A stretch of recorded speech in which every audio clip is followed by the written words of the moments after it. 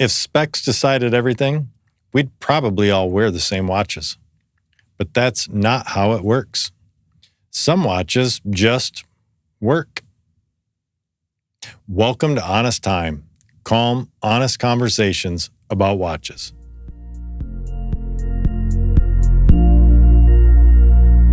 Most of us buy watches thinking about specs, features, or maybe the brand reputation. We read reviews, we watch videos, we compare measurements. Then we finally make that purchase. And then something interesting happens. We stop wearing them. Not because they're bad watches, but because they just don't quite fit. And usually, we just don't know why. The biggest factor in whether a watch gets worn is comfort. Not how it feels when you try it on once, but how it feels after a full day.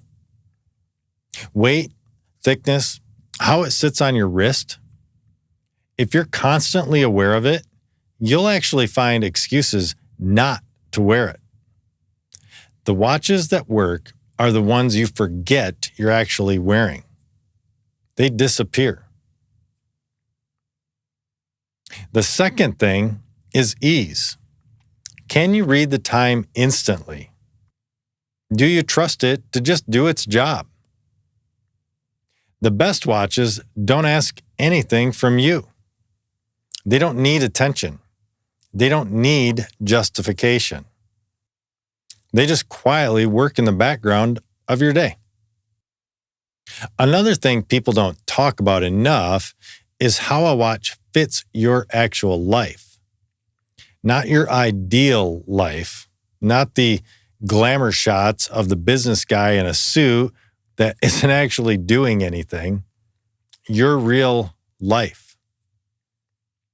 What you do every day, where you go, how you dress. A watch can be incredible and still not make sense for you. That doesn't make it a bad watch either. It just means it doesn't fit. There's also something that only shows up over time. Familiarity. How a watch feels after weeks or months or years. The way you stop thinking about it. The way it starts to feel like your watch. That's not something that you can actually measure. It just happens over the course of time. This is why I don't believe that there's a perfect watch. There's just the right watch for you. And that can change over time.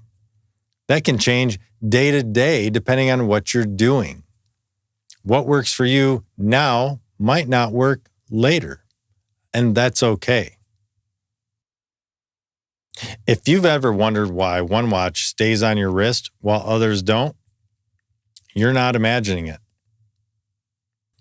Thanks for spending a little time here. This is Honest Time.